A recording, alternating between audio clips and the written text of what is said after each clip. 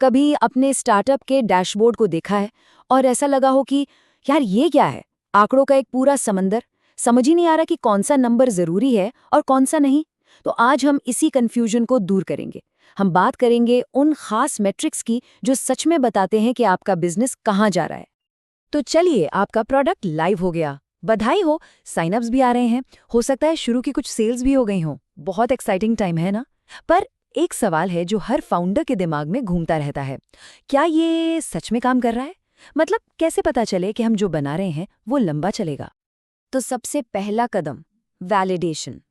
इससे पहले कि हम बड़ी बड़ी ग्रोथ की बातें करें, हमें बस एक छोटा सा सिग्नल चाहिए, एक इशारा कि हाँ, हम सही रास्ते पर हैं। ये सिग्नल इस बात का है कि हमारा प्रोडक्ट सच में किसी की असली प्रॉब्लम सॉल्व कर रहा है। और जानते हैं वो पहला सिग्नल क्या है? एंगेजमेंट। सोचिए, ये आपके प्रोडक्ट की धड़कन है। क्या लोग सच में उसे यूज कर रहे हैं? और सबसे जरूरी, क्या वो वापस आ रहे हैं? एंगेजमेंट ही वो चीज है जो बताती है कि आपका प्रोडक्ट सिर्फ एक कूल आइडिया नहीं, बल्कि एक काम का टूल है। तो सवाल ये है कि एंगेजमेंट को नापे कैसे? देखिए, हम 3 मेन चीजों पर नजर रखते हैं। पहला, एक्टिव यूजर्स, मतलब कितने लोग रेगुलरली वापस आ रहे हैं। दूसरा, सेशन की लंबाई, यानी वो कितनी देर ऐप या वेबसाइट पर टिकते हैं। और तीसरा, फीचर का इस्तेमाल, वो असल में आपके प्रोडक्ट के अंदर कर क्या रहे हैं। ये तीनों नंबर्स मिलकर ही पूरी कहानी बनाते हैं। और जब हम इन मैट्रिक्स को एक साथ देखते हैं तो हमें मिलती है हमारी एंगेजमेंट रेट। इसको आप अपने प्रोडक्ट का एक हेल्थ चेकअप समझ सकते हैं, एक क्विक स्नैपशॉट। ये आपको बताता है कि कितने लोग सिर्फ साइन अप करके चले गए और कितने लोग सच में वैल्यू निकाल पा रहे हैं। और यकीन मानिए, एक अच्छी एंगेजमेंट रेट ही वो नींव है जिस पर एक बड़ा बिजनेस खड़ा होता है। अच्छा, तो लोग आपका प्रोडक्ट इस्तेमाल कर रहे हैं, ये तो बहुत बढ़िया बात है। लेकिन एक बिजी प्रोडक्ट और एक सफल बिजनेस, ये 2 अलग अलग बातें हैं। तो अब अगला सवाल ये है कि क्या हम इस एंगेजमेंट को एक ऐसे ग्रोथ इंजन में बदल सकते हैं जो हमेशा चलता रहे?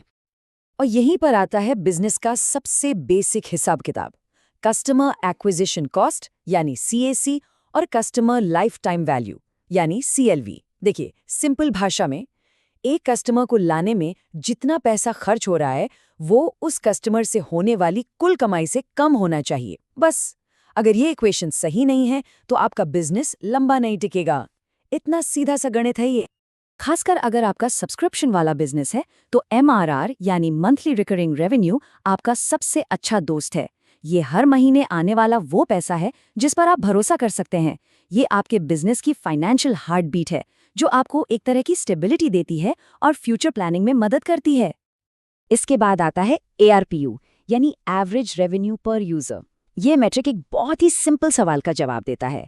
ऑन एन एवरेज एक यूजर हमारे लिए कितने रुपए का है? जब ये पता होता है तो प्राइसिंग को लेके या बिजनेस मॉडल को बदलने के बारे में आप बेहतर फैसले ले पाते हैं। पर ये लोग फ्री यूजर से पेड कस्टमर बनते कैसे हैं? यहीं पर कहानी में एंट्री होती है कन्वर्जन रेट की। ये वो परसेंटेज है कि कितने विजिटर्स ने साइन अप किया या कितने फ्री यूजर्स ने पेड प्लान लिया। समझिए, ये वो पुल है जो लोगों की दिलचस्पी को सीधे सीधे पैसों में बदलता है। ठीक है, तो अब आपने कस्टमर भी बना लिए, लेकिन काम यहाँ खत्म नहीं होता। असल में असली लड़ाई तो अब शुरू होती है। एक लॉन्ग टर्म सफल बिजनेस बनाने के लिए आपको अपने मौजूदा कस्टमर्स को खुश रखना होगा, और यहीं पर रिटेंशन का पूरा खेल शुरू होता है। और ये हमें लाता है चर्न और रिटेंशन पर। ये एक ही सिक्के के 2 पहलू हैं। चर्न रेट आपको बताता है कि कितने % कस्टमर आपको छोड़कर जा रहे हैं, और रिटेंशन रेट, जैसा कि नाम से ही पता चल रहा है, ये बताता है कि कितने लोग आपके साथ टिके हुए हैं। जाहिर सी बात है, हमारा लक्ष्य हमेशा यही होता है, चर्न कम से कम हो और रिटेंशन ज़्यादा से ज़्यादा। लेकिन कस्टमर की लॉयल्टी को नापें कैसे? इसके लिए एक बहुत ही पॉपुलर टूल है, नेट प्रमोटर स्कोर या NPS। ये बस एक सवाल पूछता है, आप हमारे प्रोडक्ट को किसी दोस्त को रेकमेंड करने के कितने चांस रखते हैं? इसके जवाब से लोग 3 ग्रुप्स में बढ़ जाते हैं, प्रमोटर्स जो आपके फैन हैं और डिट्रैक्टर्स जो नाखुश हैं। ये स्कोर आपको बताता है कि आपकी वर्ड ऑफ माउथ मार्केटिंग कितनी मजबूत हो सकती है। और अगर आपको और भी डिटेल में फीडबैक चाहिए तो है CSAT यानी कस्टमर सेटिस्फैक्शन स्कोर। ये अक्सर किसी खास बातचीत के बाद पूछा जाता है, जैसे कि आपने कस्टमर सपोर्ट को कॉल किया हो।